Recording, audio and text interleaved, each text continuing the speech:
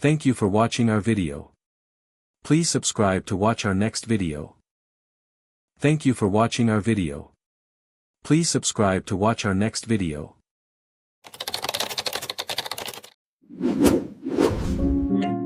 Thank you so much for watching. Subscribe to Black Jewelries and join us for more powerful. Denver International Airport smelled like burnt coffee and jet fuel that morning, and the boarding line for Continental Skyways Flight 2289 stretched past the third pillar. A woman in a plain black suit stood near the back of the priority line, a slim leather portfolio tucked under one arm, her only jewelry a thin gold watch that had stopped keeping perfect time 11 years ago. She did not check her phone. She did not look around for someone to notice her. She simply waited, the way people wait when waiting has never cost them anything before. Her name was Dr. Amara Whitfield, and at 9:14 a.m. on a Tuesday in March, she was thinking about turbine maintenance schedules, not about the next 90 minutes of her life. Boarding began. The gate agent scanned tickets with the practiced boredom of someone who had scanned 11,000 of them. Amara's boarding pass reads seat first class, purchased 4 days earlier for $312.67. She walked down the jet bridge behind a man in a Patagonia vest who was loudly explaining a merger to someone on speakerphone. And she found her seat, and she sat down, and she opened her portfolio to a page of numbers that meant nothing to anyone else on that aircraft. That was when Brittany Kowalski appeared at the end of the row. "Ma'am," the word came out clipped, already accusatory. "This is first class." "Yes," Amara said, "I know." Brittany's eyes moved over her the way a customs officer examines a suspicious suitcase top to bottom, cataloging every detail that didn't match an internal picture. The plain suit, the absence of a designer logo, the wrong kind of quiet. "I'm going to need to see your boarding pass," Brittany said, and there was already a smile in her voice, the kind of smile people wear when they believe they are about to be right. Amara held it out without a word. Brittany took it, turned it over, as if checking for a watermark, and then handed it back with 2 fingers, like it might carry something contagious. "This says first class." "It does. You understand this isn't the general boarding section, right?" Brittany's voice climbed just slightly, enough to reach the row behind them. "Sometimes people get confused about where they're supposed to sit." A man in seat 1C, mid-40s, golf polo, phone already halfway out of his pocket, turned his head with the unmistakable posture of someone who smelled content forming in front of him. His name was Chad Sullivan, and he ran a moderately successful home inspection franchise, and he had exactly 340 followers on the social app, where he was about to become, for one afternoon, briefly and uncomfortably famous. "I'm not confused," Amara said quietly. "I'm in my assigned seat, 3 feet away." An elderly woman in seat 1D leaned toward her husband and murmured something that ended in the words "these people," loud enough to be heard, quiet enough to be deniable. Her name was Dorothy Hensley, 68 years old, a retired schoolteacher who had spent 31 years telling children to be kind, and had, somewhere along the way, quietly stopped applying the lesson to herself. Brittany straightened up, and something shifted in her posture, the shoulders of a woman who has decided, consciously or not, that this is a moment where she gets to be the one in control. "I'm going to need you to gather your things," she said. "There's likely been a booking error, and I can get you sorted with a seat further back." "There's no error," Amara said. Her voice never rose, it never would. "Ma'am, I really don't want to make this difficult." "Neither do I." 90 seconds passed. Nobody moved. Somewhere behind them, a baby started crying, and a man cleared his throat too many times, and the overhead speaker crackled with a boarding announcement nobody was listening to. "Hold that picture for a moment," a woman perfectly still in a leather seat, a flight attendant standing over her with her hands on her hips, and 11 strangers deciding, one by one, which side of this moment they were going to be on. Because in 6 minutes, every single one of those decisions would be recorded, time-stamped, and impossible to take back. Brittany reached for the intercom clip to her collar. "I need a supervisor to first-class row 2. Her eyes never left Amara's face. "We have a passenger who won't comply." Chad Sullivan's phone was already up, filming in portrait mode, the way people do when they've decided the story is more important than the person living it. You're not going to record me, Amara said, not as a request. Free country, Chad said, grinning at his own screen. First-class fraud, folks. You are not going to believe this. The chat on his live broadcast filled in seconds.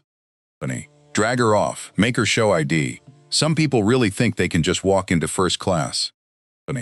14 viewers became 61, became 140 within 4 minutes, and none of them had asked a single question that mattered.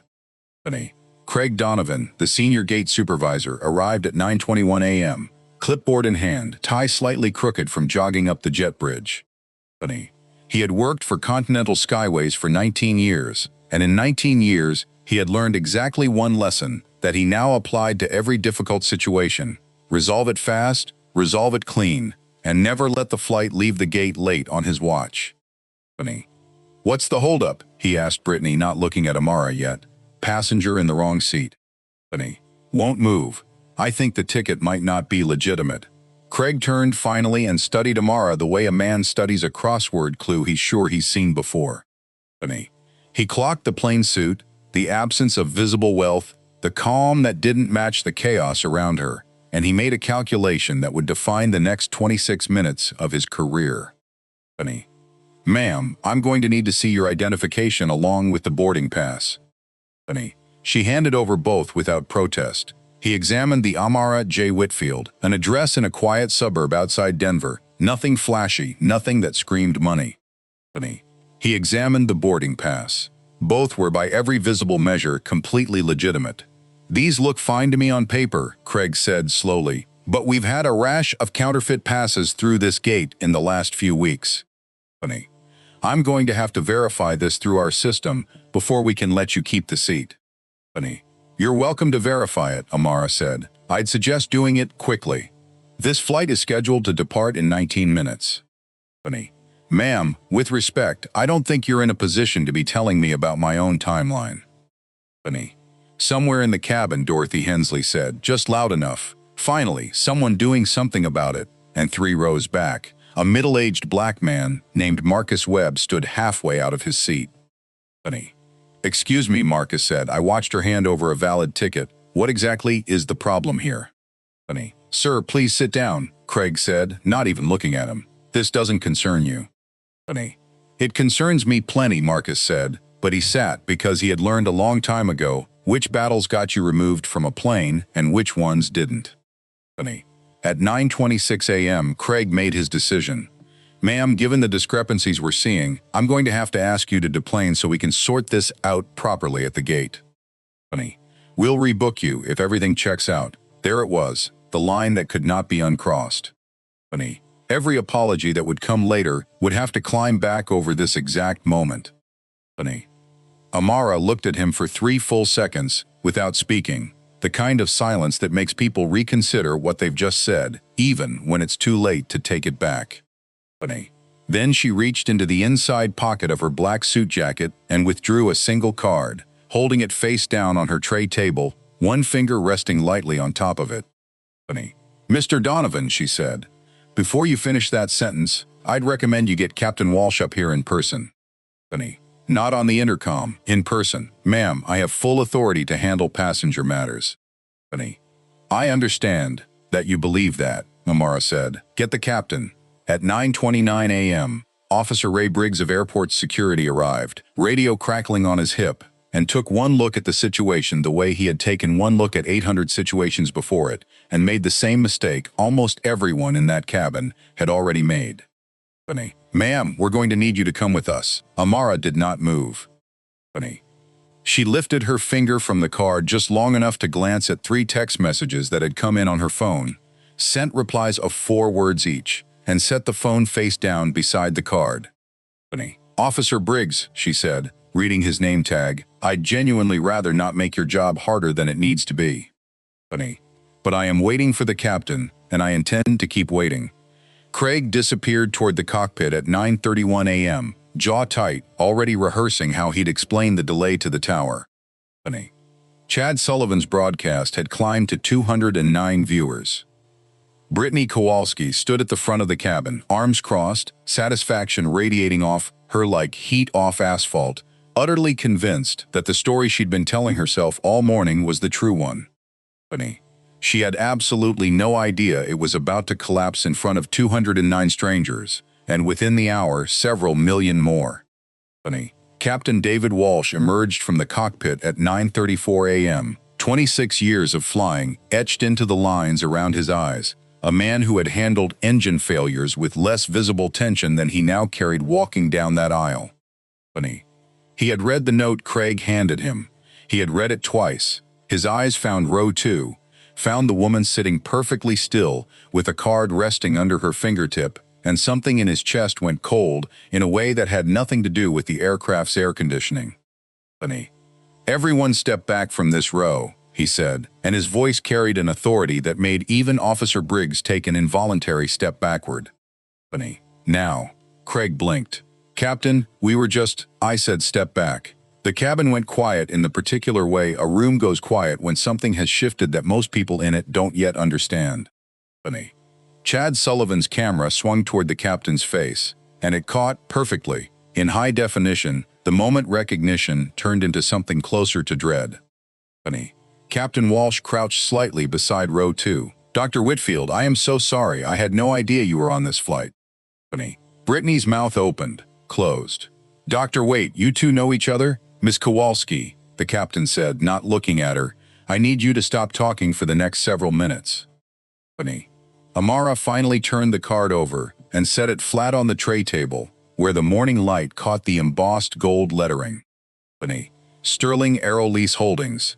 Dr. Amara J. Whitfield, Chief Executive Officer and Founder. Chad zoomed in with his camera, reading it aloud to his broadcast without fully understanding what he was reading. Sterling Aerolease Holdings, CEO. His voice trailed off as somewhere in his comment section someone typed, "That's the company that owns half the planes at this airport," and the comment got 41 replies in 90 seconds. Marcus Webb, 3 rows back, said quietly and mostly to himself, "Oh, this is about to get real interesting." "Ma'am," Officer Briggs said, his confidence audibly draining, "We were told there was a fraudulent ticket." "There wasn't," Amara said.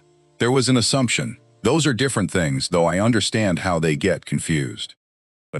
She reached into her portfolio and pulled up a screen on her phone showing a live aircraft registry. "This aircraft, tail number N2289CS, is currently leased to Continental Skyways under a 7-year agreement with Sterling Aerolease Holdings. Annual contract value, $612 million.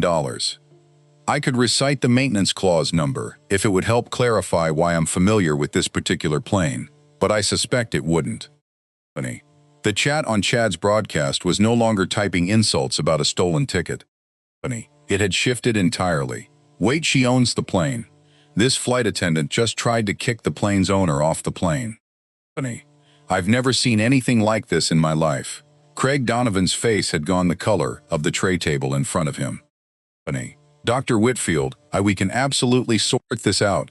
I apologize for any—" "You didn't apologize a minute ago when you told me to gather my things," Amara said, not unkindly, but without softening it either. "You apologized once you learned who I was. That's worth noticing, Mr. Donovan. Sit with that." Brittany finally found her voice again, though it had lost most of its certainty. "I was just following procedure. I didn't do anything that any other flight attendant wouldn't have done in that situation." "That," Amara said, turning to look at her directly for the first time in several minutes, "is the part that concerns me most." At 9:41 a.m. Captain Walsh's phone rang.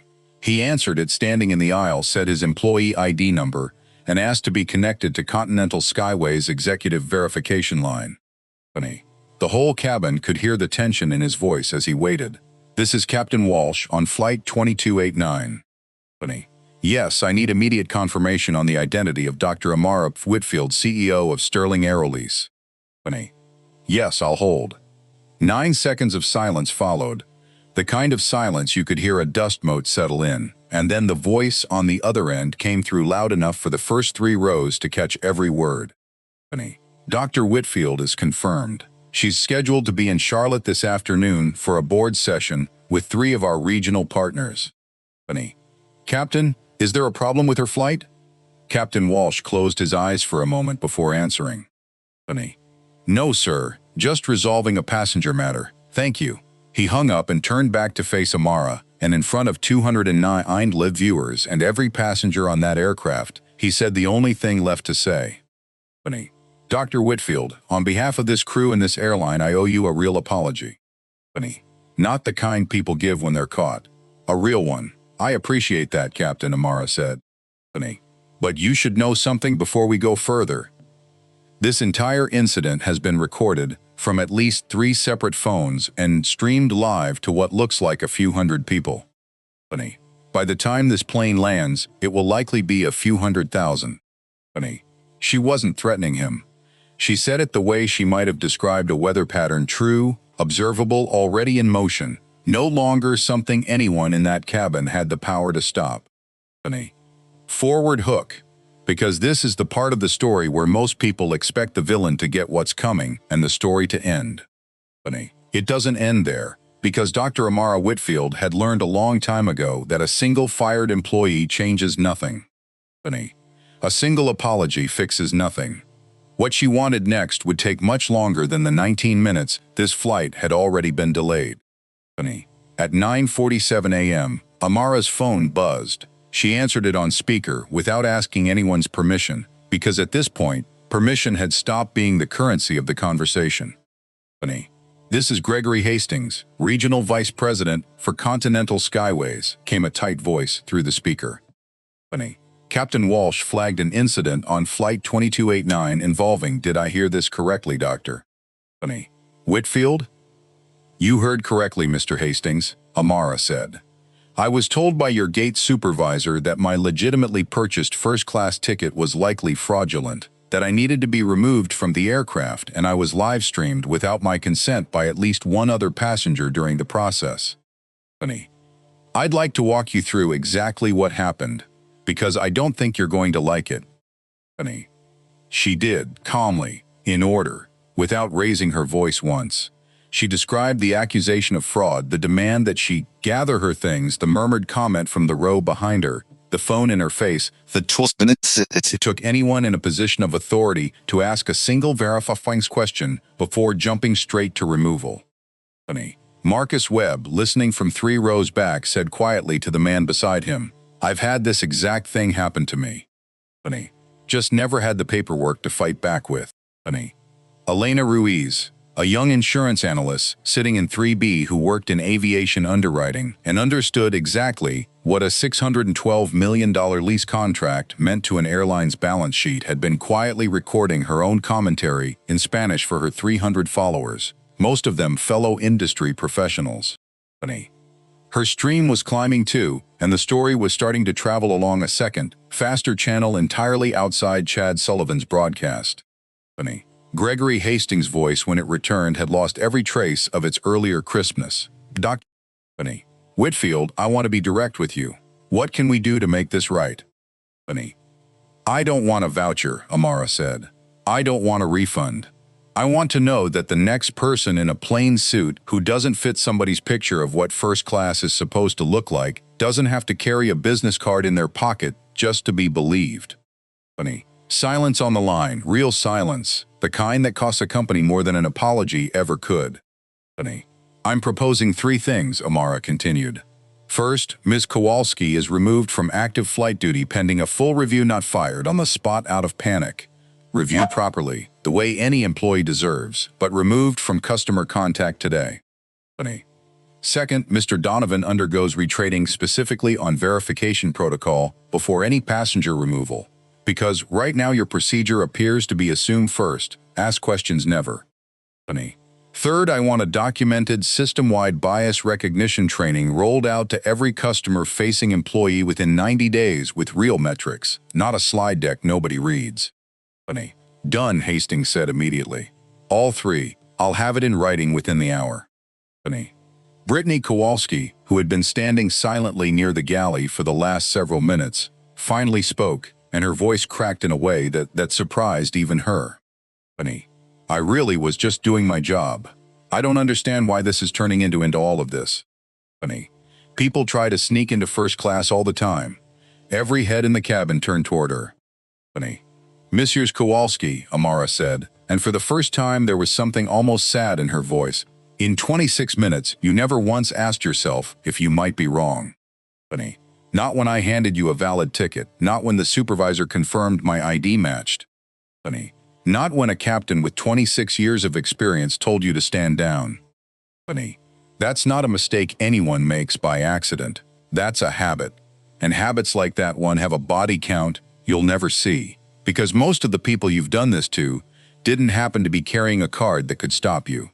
Funny. Dorothy Hensley, sitting in 1D, had gone very quiet. When she finally spoke, her voice shook. Funny. I said something earlier about her not belonging up here. I want to say I was wrong, and I'm ashamed of myself, and I don't have a good excuse. Funny. No, Amara said gently. You probably don't, but thank you for saying it out loud instead of just thinking it quietly and getting off this plane unchanged. Funny. At 9:58 a.m., the aircraft was still parked at the gate, 44 minutes past its scheduled departure, and Chad Sullivan's broadcast had crossed 11,000 viewers. Funny. Aviation journalists had picked up the story. A verified pilot's account replied to one of the clips. Sterling Aerolease holds paper on almost a third of Continental Skyway's fleet. Funny. Whoever approved pulling their CEO off a flight over a suspicious first-class ticket just handed their PR department the worst Tuesday of the decade. Funny. The flight eventually left the gate at 10:19 a.m., 1 hour and 5 minutes late. Funny. Amara sat in seat 2A the entire time, portfolio open again, numbers filling the page, as though the previous hour had been a brief and mildly annoying weather delay rather than the unraveling of a career. Funny. Before the wheels left the tarmac, she made one more phone call, this one quiet, this one not on speaker, to a woman named Renata Chu on her legal team, asking not for a lawsuit, but for a full audit of every discrimination complaint filed against Continental Skyways in the last 3 years, cross-referenced against the routes Sterling Aerolease serviced. Funny. She was not interested in one villain. She was interested in the pattern the villain belonged to. Funny. 6 months later, Continental Skyways published its first quarterly passenger dignity report, a public document neither the airline nor its lawyers had wanted to write, and that Sterling Aerolease had made a contractual condition of renewing its lease agreements. Funny. The numbers were not decorative. Passenger discrimination complaints across the airline's network had dropped 68%. Funny. A new real-time incident reporting app, developed with input from Elena Ruiz's underwriting team, had processed 1,140 cases with 89% resolved inside 24 hours by an executive oversight committee that had not existed the year before. Funny. Craig Donovan completed the retraining program Amara had insisted on and stayed with the company, not because Amara had insisted on mercy specifically, but because the review found him guilty of panic and procedure failure, not malice, and she had made a point of distinguishing between the two. Funny. He now personally trains new supervisors on verification protocol, and he opens every session with the same line. I once told a woman to gather her things because I decided, without asking a single real question, that she didn't belong where she was sitting. Funny. Don't be me. Brittany Kowalski was not fired that day. She was suspended, reviewed, and ultimately let go 3 weeks later, after the internal investigation found a pattern: 4 prior complaints from passengers of color that had been quietly filed away and never acted on. Funny. She struggled for a while afterward, cycling through retail jobs, telling a local news reporter that she felt she'd been made an example of. Funny. It took the better part of a year before she enrolled on her own in a community college course on implicit bias. Funny. I used to think I was protecting the cabin, she said in a follow-up interview 8 months later. Funny. I've had to learn that what I was actually protecting was a picture in my head of who deserved to be there. Funny. Nobody made me confront that. I had to choose to. Marcus Webb still flies out of Denver twice a month for work. Funny. He keeps a printed copy of the news article about that flight folded in his wallet, not out of vanity, but because, in his words, sometimes you need proof that speaking up occasionally works, even when it usually doesn't. Funny. Elena Ruiz left her underwriting job 14 months later to found a small aviation industry consultancy focused on bias auditing for airline customer service divisions.